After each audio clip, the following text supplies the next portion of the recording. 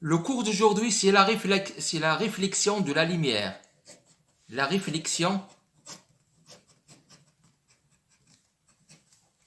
de la lumière.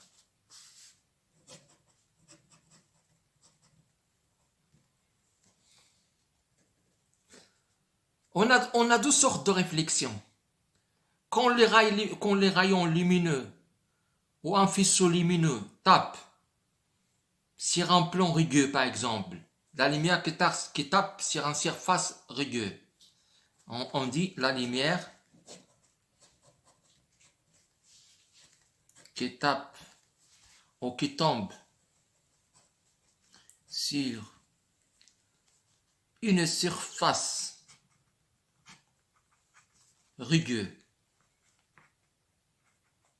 Exemple de rugueux. Par exemple, un mur, carton, par exemple, un morceau de carton, et ainsi de suite. Ces rayons, par exemple, voilà le plan. Voilà un plan, par exemple. Voilà un plan rugueux. Quand les rayons lumineux, voilà un exemple de rayon lumineux, un faisceau de rayons lumineux.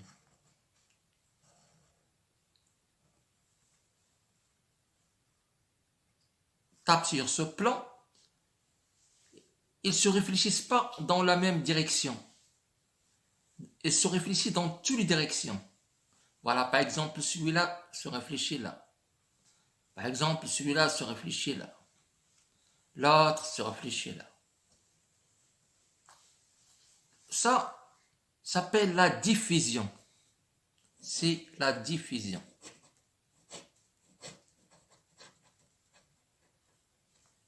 Les rayons lumineux qui se tapent, voilà. Les rayons lumineux qui se tapent retournent dans différentes directions. Donc on parle de la diffusion. Mais quand la lumière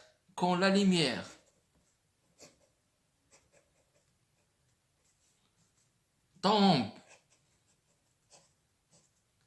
sur un plan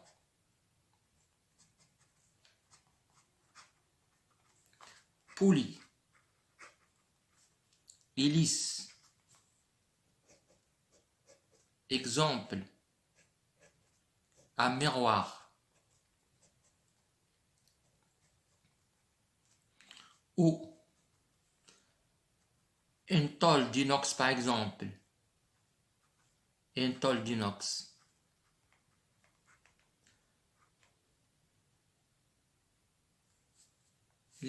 Voilà le plan par exemple, voilà un plan, voilà un miroir ou un autre plan lisse et poli. Voilà, on va appeler plan lisse et poli. Voilà la lumière qui tape. Voilà les rayons lumineux. Quand ils tapent dans le plan, ils se réfléchissent dans les mêmes directions. Voilà les mêmes directions. Dans les mêmes directions. Dans les mêmes directions. Ça, on l'appelle, c'est la réflexion. Le premier, c'est la diffusion, mais le deuxième, c'est la réflexion. La deuxième, c'est la réflexion.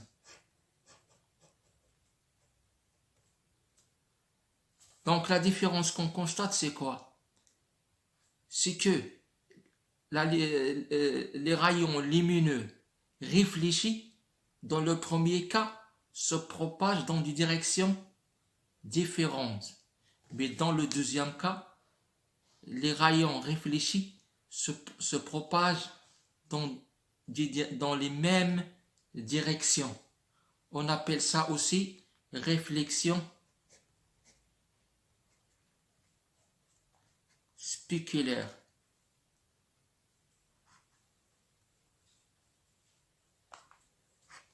Ça veut dire qu'il revient comme le miroir spéculaire.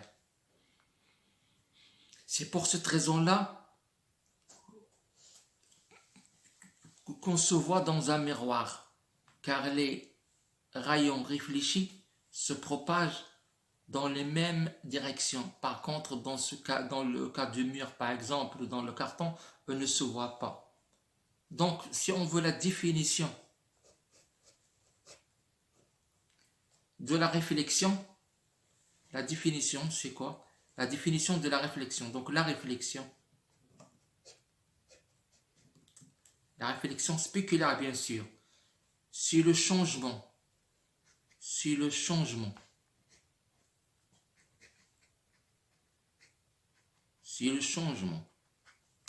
brusque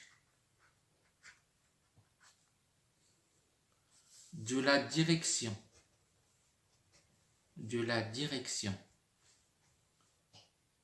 de propagation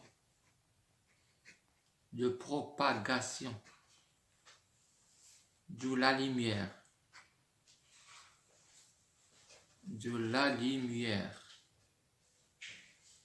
dans le même milieu,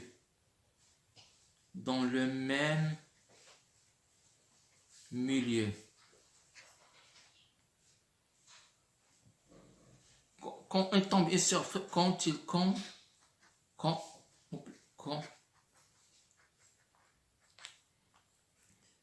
il tombe, ça veut dire les rayons. Quand il tombe, la réflexion sur le changement brusque de la direction de propagation de la lumière, quand il tombe sur une surface. C'est important de signaler ça. Surface parfaitement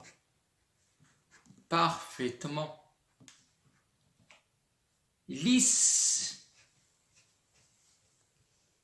et polie. On vient de voir que la diffusion ou réflexion diffusée, les rayons lumineux qui tapent sur le plan se propagent dans directions différentes.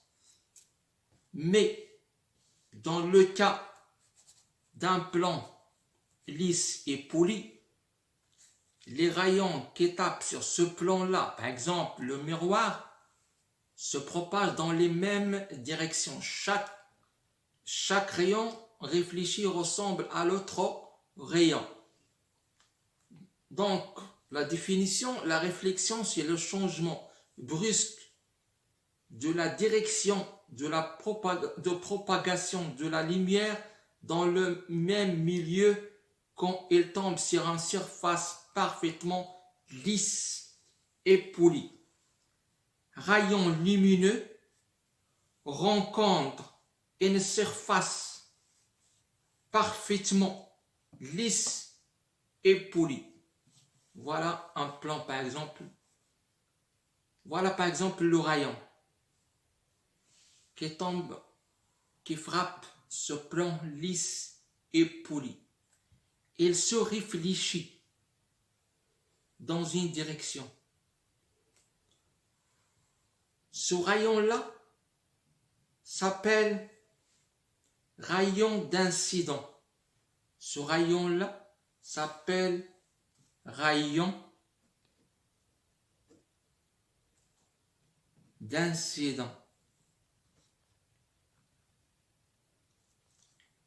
Le rayon d'incident crée un angle avec la norme du plan. Voilà la norme, la normale du plan, la normale. Une ligne imaginaire qui passe par le point d'incidence. Cet angle-là s'appelle l'angle d'incidence. Par exemple, on va l'appeler 1. Et 1 est l'angle d'incidence. Et ce point-là, c'est le point d'incidence. Le point d'incidence. Donc, un rayon incident qui tape un plan lisse et poli se réfléchit. Il crée donc un angle I2. Donc, il crée un autre rayon. Ce rayon-là s'appelle rayon réfléchi. Rayon réfléchi. Et cet angle I2 s'appelle angle de réflexion. Angle de réflexion.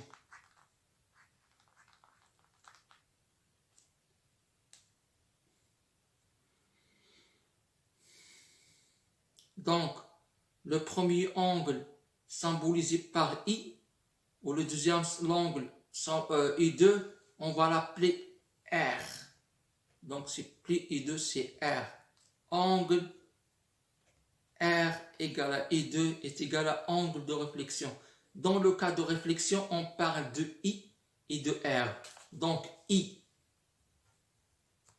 cet angle-là, angle de réflexion. Le premier angle. Et le deuxième angle, R, c'est l'angle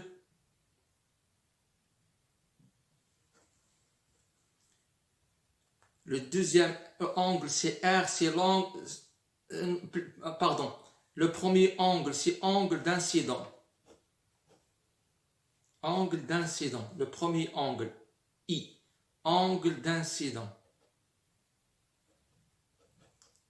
D'incident. C'est pour cette raison-là pour qu'on l'appelle angle d'incident II. I, angle d'incident. Sur l'autre, petit r. Angle de réflexion. Angle de réflexion. Le deuxième angle qui se crée. Donc R, réflexion, I, incident. I, le premier angle. R, le petit r, le deuxième angle. Donc ce qu'il faut retenir ici.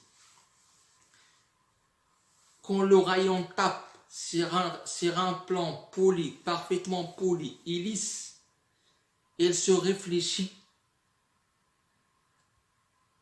par rapport au premier, par rapport à la normale, il crée un autre angle qui est égal au premier angle.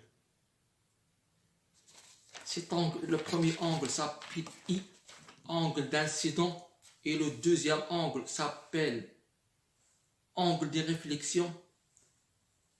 Le premier rayon s'appelle le rayon d'incident, le deuxième rayon s'appelle le rayon réfléchi, et le point c'est le point d'incident. L'important, c'est la loi. La première loi, dans notre cas là, dans l'étude de la réflexion, la première loi, première loi de réflexion.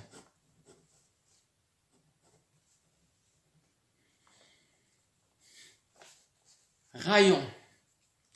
Voilà, je vais vous dessiner de nouveau pour mieux comprendre.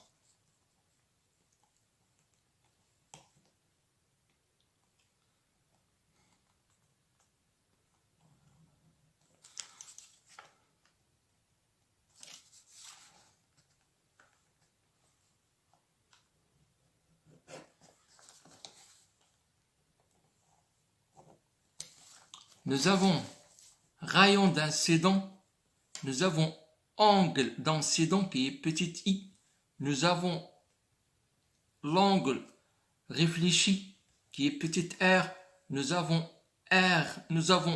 rayon réfléchi et nous avons le point d'incident. Voilà le point d'incident. Donc la loi dit que le rayon d'incident et le rayon réfléchi et la normale, voilà la normale, se trouvent dans le même plan. Voilà le même plan. Donc, le rayon d'incident et le rayon réfléchi et la normale se trouvent dans le même plan. Deuxième loi. La deuxième loi, c'est quoi? Deuxième loi. L'angle d'incident I est égal à R. L'angle d'incident I est égal à l'angle réfléchi plus R. Donc I égale à R. Maintenant, on va parler d'incidence normale. C'est quoi l'incidence normale? L'incidence normale. L'incidence normale, voilà par exemple notre plan.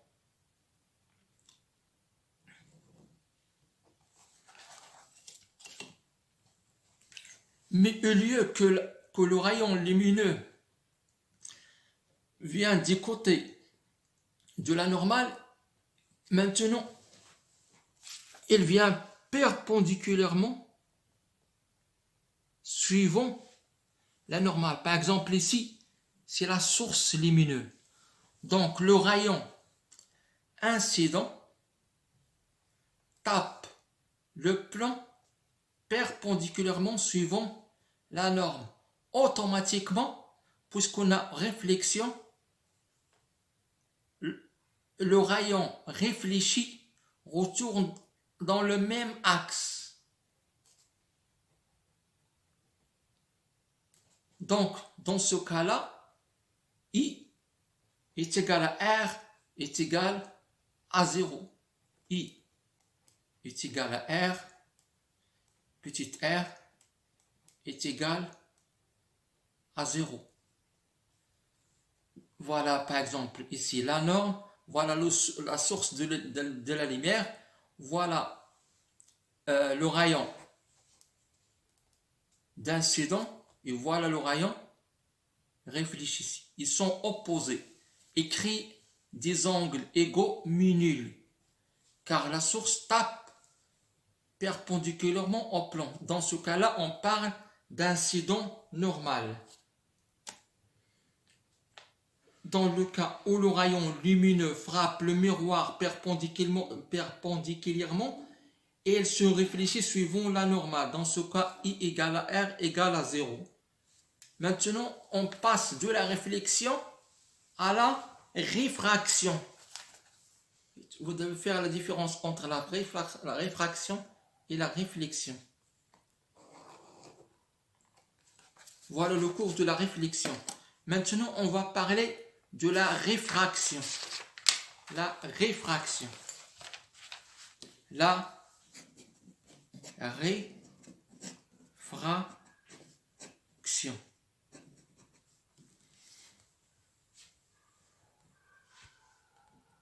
Maintenant, comme je viens de dire, on va parler de la réfraction. On sait tous que la vitesse de la lumière dépend du milieu dont il se propage. Par exemple, la vitesse de la lumière dans le vide ou dans l'air est égale à 3,0010 à la puissance 8 mètres par seconde. La vitesse de la lumière dans l'eau est 2,26 10 à la puissance 8 mètres par seconde. À propos, la vitesse de la lumière dans l'air est la plus grande vitesse.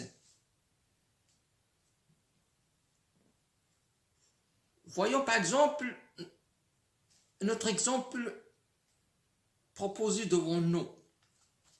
On a ici deux milieux, le milieu 1 et le milieu 2. Voilà le milieu 1 et le milieu 2. Dans le milieu 1, il y a l'air. Dans le milieu 2, il y a l'eau. Nous avons un rayon lumineux qui tape sur le plan qui sépare les deux milieux. On a vu tout à l'heure que le rayon lumineux, dans le cas de réflexion, il se propage dans le même plan, mais dans ce cas-là, il traverse le deuxième milieu. Dans ce cas-là, on va parler de réfraction. Donc, on va dire, lorsque le rayon lumineux passe d'un milieu transparent, voilà le milieu 1 par exemple, l'air, à un autre milieu transparent, sa trajectoire, voilà la trajectoire, sa trajectoire se divise. Pourquoi elle se divise? Car la vitesse de la lumière dans le vide ou bien dans l'air est plus forte par rapport à la vitesse de la lumière dans l'eau. Pour cette raison-là, qu'il se divise. Ce phénomène, c'est la réfraction. On dit alors que ce deux milieux transparents ont un indice de réfraction différent. Voilà par exemple le rayon, voilà le premier rayon. Le premier rayon on va l'appeler le rayon incident. Le rayon incident. L'angle dans le milieu 1, on va l'appeler E1 par exemple. E1 est égal angle d'incident.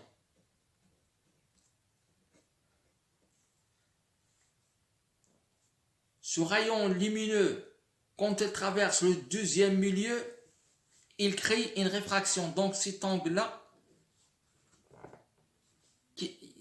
qui crée le rayon réfracté avec la normale, avec l'orthogonale au plan, s'appelle angle réfracté. Rayon réfracté, angle réfracté. Ou plutôt angle de réfraction. Angle d'incidence, angle de réfraction. Le premier angle d'incidence, et le 2 c'est I1, le deuxième c'est I2, donc le deuxième angle I2 créé, I2, angle de réfraction.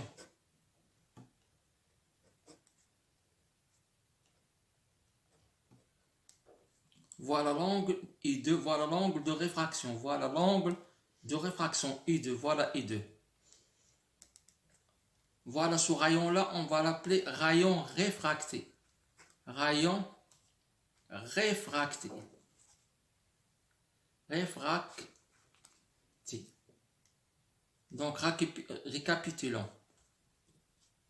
Rayon incident, angle d'incidence, rayon réfracté, angle de réfraction.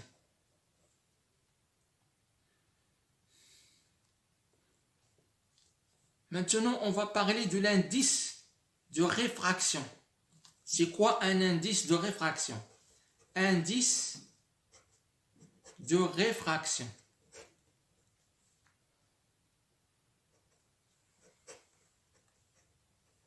Indice de réfraction égale la vitesse de la lumière dans le vide, ou plutôt célérité, car célérité c'est la vitesse, donc on va dire célérité, entre parenthèses vitesse, de la lumière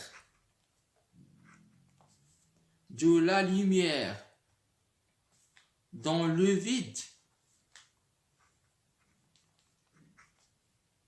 divisé par la vitesse de la lumière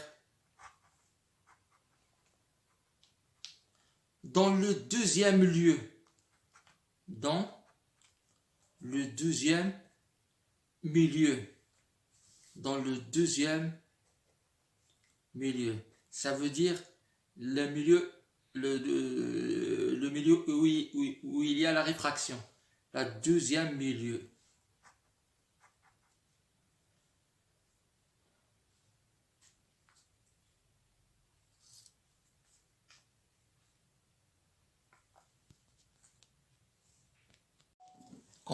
Comme je viens de dire, la réfraction, c'est le passage des rayons lumineux d'un milieu dense à un milieu plus dense. Par exemple, ici, on passe de l'air vers l'eau. L'air est moins dense par rapport à l'eau. L'indice de réfraction égale à C sur V. C, c'est la célérité de la lumière dans le vide. Et V, la vitesse de la lumière dans le nouveau milieu transparent. Cet indice de réfraction, c'est à vrai dire, c'est une comparaison entre la vitesse de la lumière dans le vide et la vitesse de la lumière dans le nouveau milieu transparent.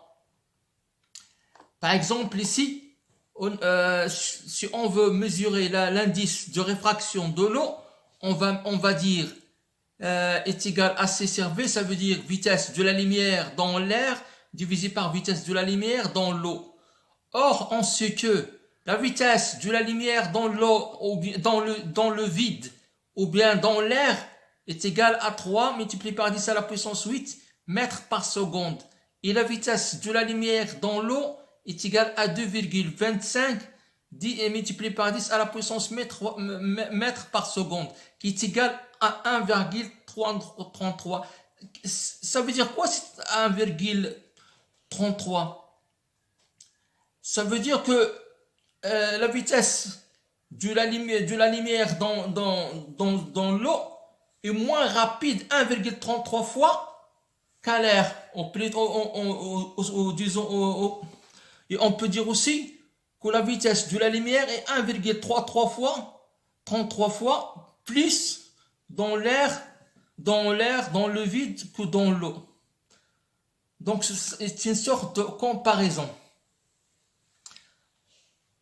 Comme je viens de dire, n dans le vide, par exemple, est égal à n dans le vide est égal à n dans l'air est égal à 1. N dans l'eau est égal à 1,33. Par exemple, l'indice de réfraction du diamant, c'est pas 1,33, c'est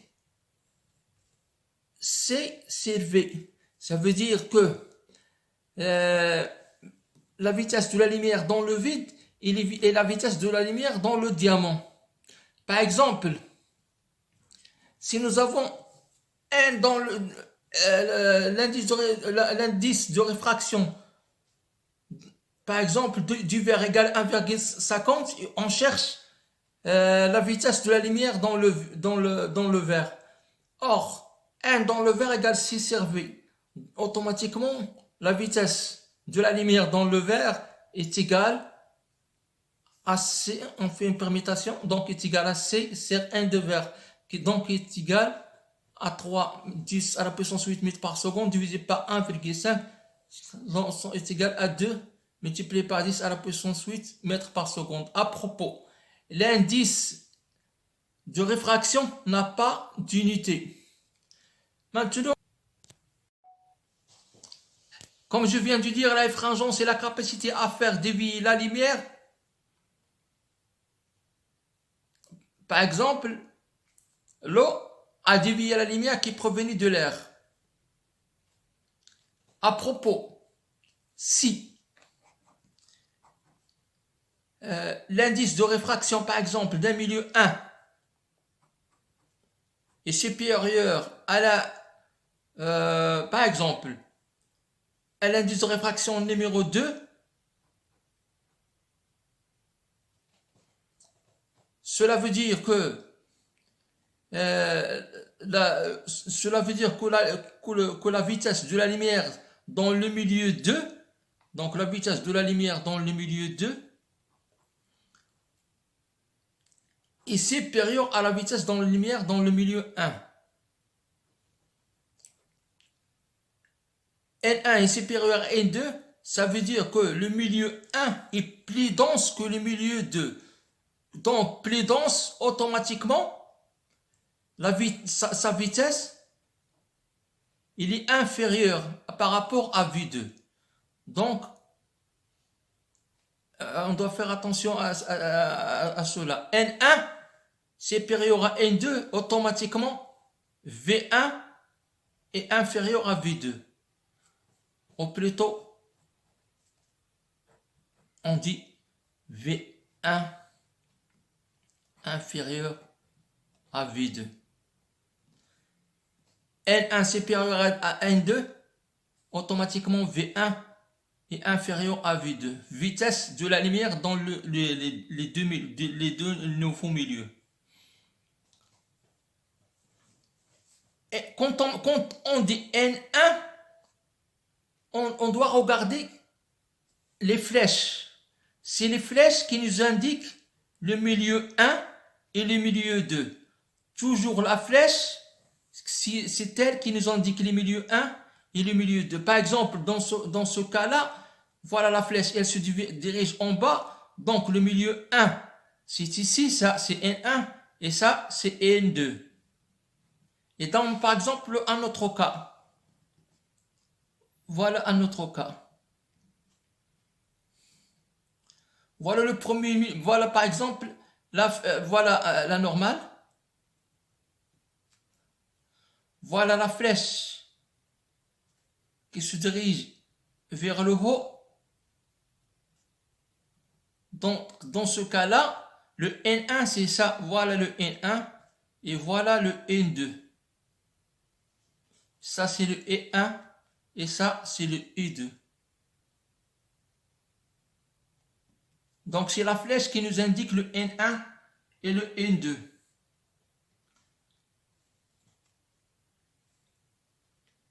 N1 est supérieur à N2, on dit que le milieu 1 est plus réfringent que le milieu 2. Donc N1 est supérieur à N2, cela veut dire que le milieu 1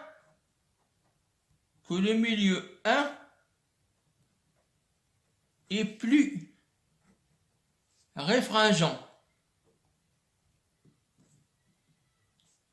que le milieu 2.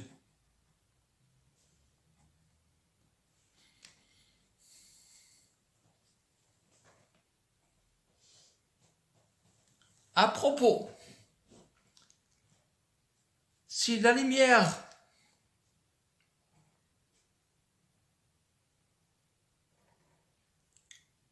ou bien une onde de lumière ou bien une onde de laser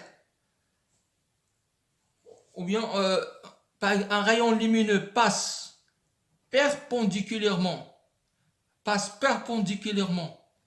par la paroi qui sépare les deux milieux,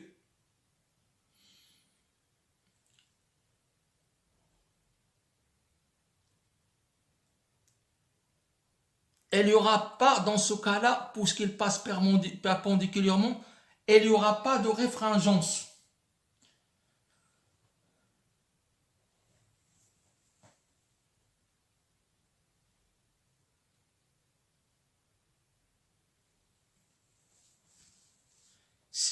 Voilà.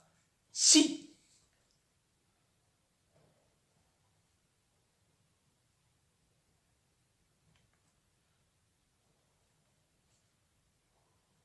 dans ce cas-là, on a trois milieux. Le premier milieu, le deuxième milieu et le troisième milieu. Mais le troisième milieu, par exemple, ressemble au premier milieu. Par exemple, ici l'air, l'eau, l'air. Le premier milieu ressemble au troisième milieu. Dans ce cas-là, pardon, voilà, pardon. Voilà par exemple l'angle d'incidence. Par exemple, on va l'appeler θ. Voilà l'angle de réfraction.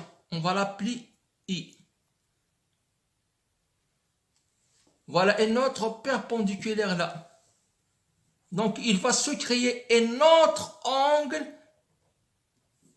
qui ressemble et qui a la même mesure que l'angle initial, l'angle θ. Donc, quand on passe d'un milieu à un autre milieu, puis on passe à l'autre milieu qui ressemble au premier milieu, par exemple, ici l'air, on revient à la même angle. L'angle θ, même angle. Donc cet angle-là et cet angle sont égaux. Cet angle-là et cet angle sont égaux. Bien sûr, si deux angles ne sont pas égaux. À propos, si N1 est supérieur à N2,